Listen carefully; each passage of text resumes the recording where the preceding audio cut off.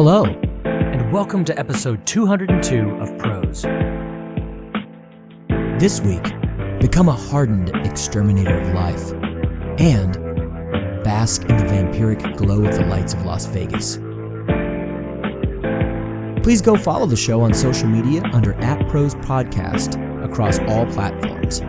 Even more amazing would be if you would go over to Apple Podcasts and leave a rating and or review for Prose.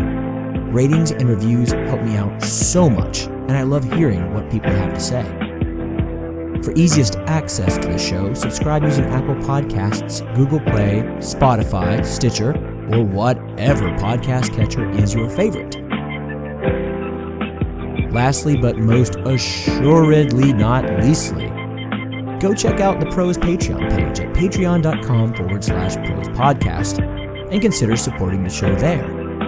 Not only will I be so very grateful to you, you will join a growing family of superfans, and you'll get some cool swag out of the deal to boot. Thanks for listening. Let's get to the tale, shall we? This week we have Moose and the Lights of Vegas. Enjoy.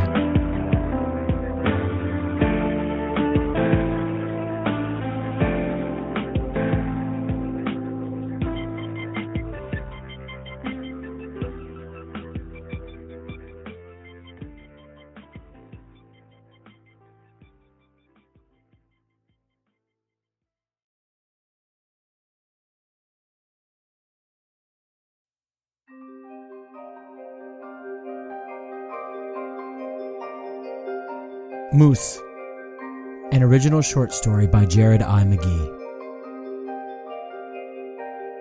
The mouse wasn't dead in the trap when Jacob checked it. Its legs seemed broken, its back ravaged, possibly cracked too. He didn't like hurting the little thing. That much was plain to him. So, at least in this way, he retained a scrap of his old beating heart. Anymore, Jacob felt like he was incapable of feeling much of anything. Movies that used to make his eyes glisten, music that used to make his heart swell, weddings, funerals, nothing moved him. Maybe that was the way of the world, though. From everything he'd read, from everything his elders and his betters had told him over the years, the potency of life's ups and downs lessens. And it takes more and more extreme happenings to shake a person into feeling. Cynicism is an inevitability. That is the message most of the men and women he'd ever met had sent him. Inundated him with, really.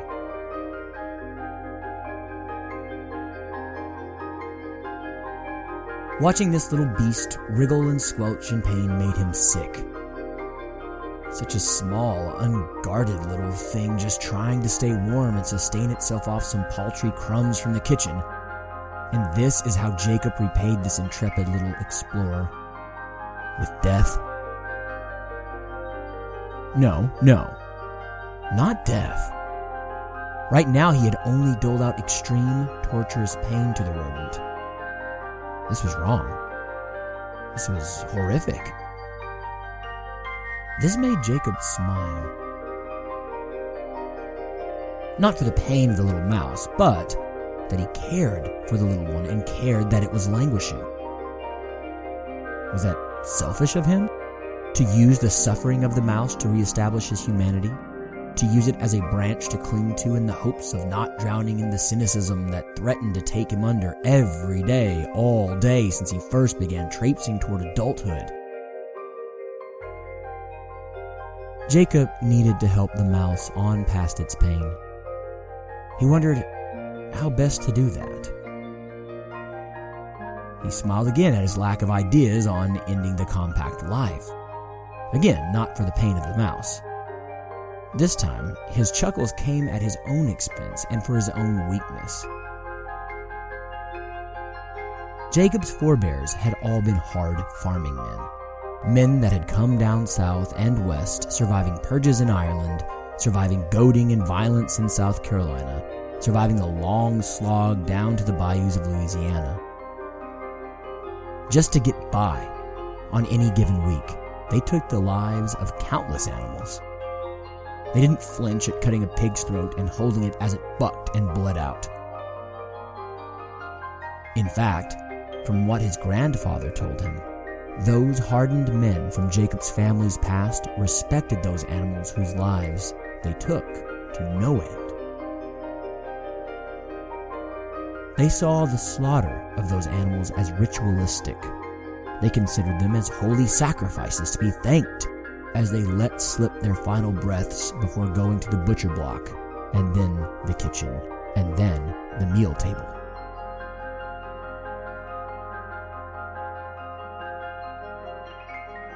Jacob was no hardened farmer, though. He did not have the steel in him. What to do then? He took the mouse, still in the trap, that had crushed and broken its body, and not knowing what else to do, and not knowing how he could possibly harm it further, Jacob simply tossed the mouse and trap outside, knowing quite well that it would continue to squeak and scream and wriggle, knowing it would continue to hurt, knowing it wouldn't make it through the night,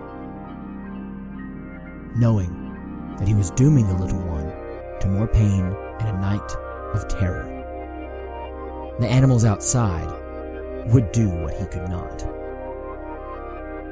All to be easier on himself.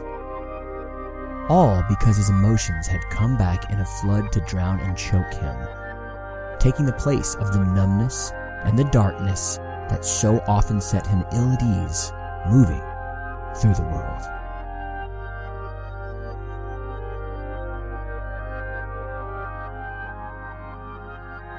Jacob had trouble sleeping that night. He didn't think specifically about the mouse outside, though he didn't not think of the mouse either. Weighing more heavily on his thoughts were all the times he'd not felt something when he should have, and why he was so capable of embracing the void of his advancing years. He hated that he could turn off his empathy and all but could not cry anymore, even when he should be capable of doing so. He thought of all the times he had pushed away from family and lovers and friends, only to further isolate himself and fence his feelings off somewhere deeper than they'd been in some now vague before time. When the sun rose, Jacob began his morning as he always did. He let the dog out of the side door for a quick bathroom break for the pup. He started his morning coffee brewing and laid out his clothes for the day while listening to a weekly update podcast for his fill of international news. But once those habitual practices were done, he interrupted the progression of his day to go outside and peek. He was drawn to that little patch of lawn where he'd tossed the mouse and trap the day before.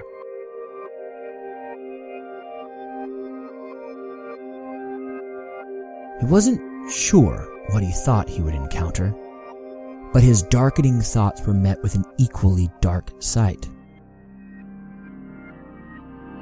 There was the mouse, missing its head, something having chewed or gnawed it off while the mouse still fought to live, despite the impossibility of that fight. Flies buzzed around the minuscule corpse. Jacob retched. He teared up again. So, his heart was still open and feeling. He considered burying the mouse. He considered burning it. He could do neither. Rather, he just kicked it further into the tree line, so he wouldn't have to look at its body, nor would he have to deal with the results of his own cowardice either. He turned to walk back toward his house, to continue on with the day, and he could already feel his concern and sadness at the death of the little creature fading, And instead of fighting the forthcoming numbness, he embraced the moral ambiguity of the act, knowing such ambiguity was just the way of the world.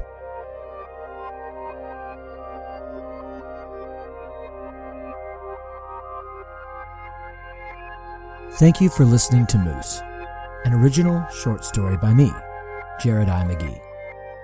All sounds come from YouTube's free audio library. The tracks you hear are being used under CC 1.0 Universal Public Domain Dedication licenses. Please stick around for the second story this week. Let's travel together to Las Vegas to see the glimmer and glow of those famous and sometimes infamous lights.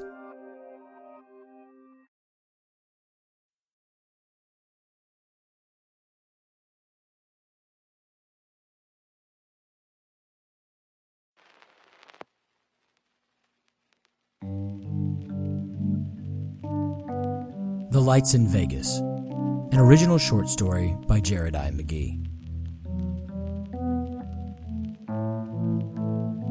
The red glow of Sin City is something to behold. A neon sunset at midnight, every night, never wavering. Much like the far reaches of the northernmost frozen places of the world during swaths of the year, the sky never goes completely dark there in Vegas.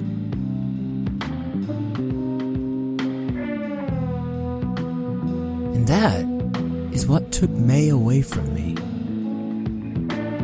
Stories of young men and young women leaving their loved ones, their responsibilities, their old selves are not at all uncommon. Vegas is infamous for inspiring such actions. But May? Well, she didn't run to Vegas for some sort of cliched abandonment of her real life. She and I had both grown up here, among the desert flowers and the blinding sun and the call of the casinos. No. May broke because she could not sleep. At least, that is what her family and I have told ourselves these long months after she disappeared. The truth of the matter is a little more complicated. Hour after hour, year after year, May began to sleep less. It started in our adolescence, and she grew further into it in her 20s. She began to stay out later and later and later, something she actually detested doing, particularly in the harsh glow of the city's lights at night. Her eyes became wild and cracked, the red from her burst blood vessels creeping into what used to be pristine white. She stopped eating as much as she once did. She stopped seeing her friends. May seemed relatively normal at her core, despite all those growing abnormalities, though. She still spared an occasional smile from me. She still interacted with her family from time to time. Clearly, her personality was fraying, but her heart and her mind stayed for a time beyond her body. Her body, though, changed rapidly. Reddening eyes became blood crimson red around the pupils. Her helter-skelter tangle of hair that was so velvety and thick came out in chunks, leaving her with wires and an exposed pate. That pate? It lost its cinnamon hue and, defying the unending sunshine of Las Vegas, became a ghostly dead marble with prominent blue-black veins fracturing the pallid calm of her new look. Her skin began to have more and more pockmarks and, as time progressed, open, weeping sores. Her athletic body became waifish and had the look of extreme frailty and sickness. That last bit of seemed to be couldn't have been farther from the truth. I myself saw her lift the back end of a car once. Everyone said it was because I was worried and because I was sleep deprived myself. But I know what I saw.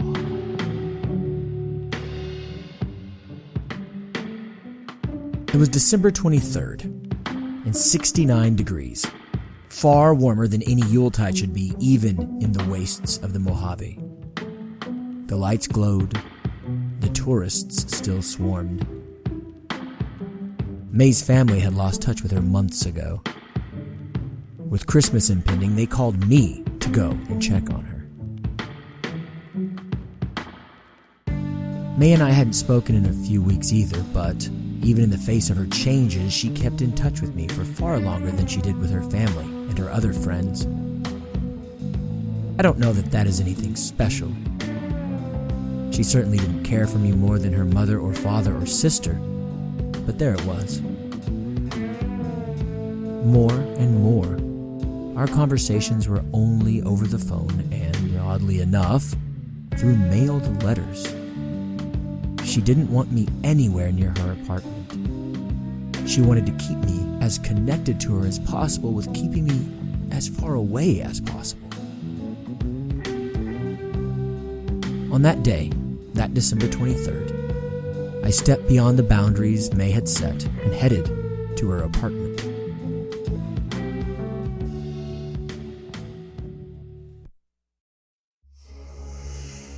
Her yard and her house were a mirror of what we had all seen in her of late.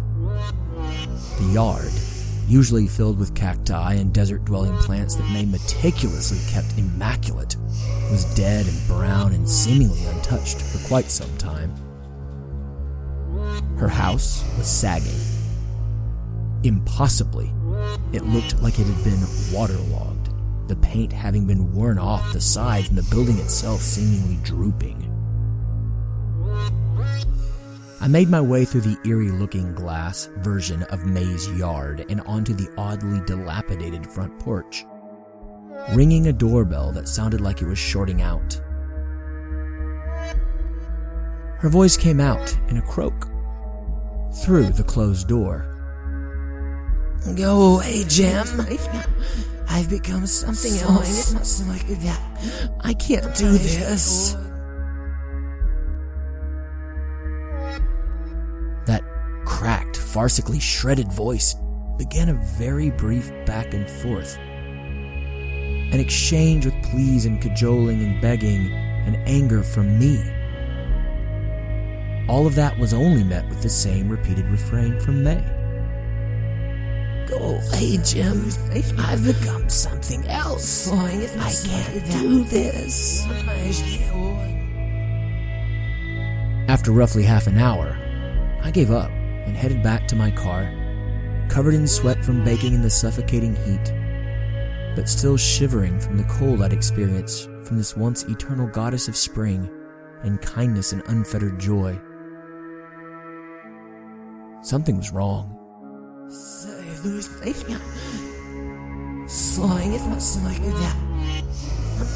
Her family did not accept my news very graciously.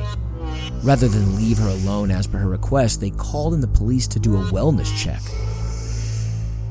The officers went to her house about 3 full days after my attempt at engaging May. Their report back to the family, and the family's subsequent report back to me, was bleak. The house had stood open and clearly abandoned. Bodies of cats littered the home and were in varying states of decomposition. May had never kept cats. She was allergic. The bodies looked to be ravaged and torn, hinting that she had been up to something other than taking in strays out of love or concern for the animals. The walls were covered in the same phrase over and over and over again, in pen and Sharpie, in paint, in nail polish, in blood. I cannot sleep. I cannot rest. The lights, they call.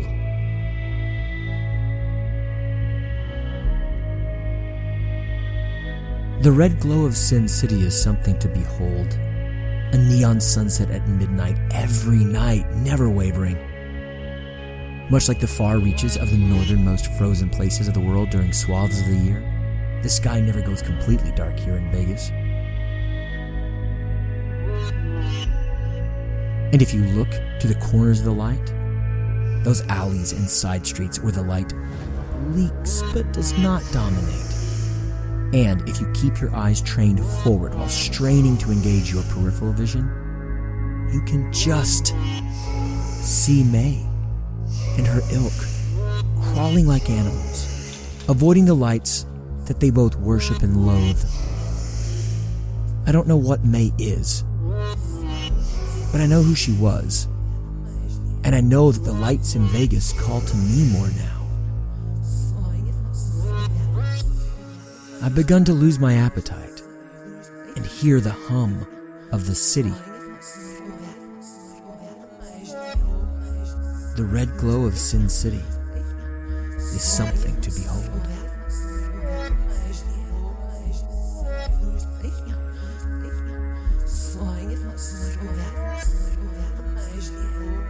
Thank you for listening to The Lights of Vegas, an original short story by me, Jared I. McGee. All sounds you hear come from YouTube's free audio library. The tracks you hear are being used under CC 01.0 Universal Public Domain Dedication licenses.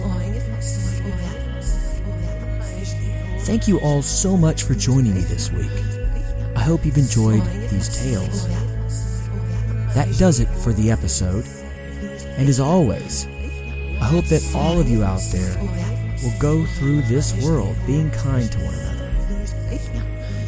Love those around you. Tell them that you do, and embrace this life as it is always stranger than any fiction. See you in 2 weeks' time. And again, thanks for listening.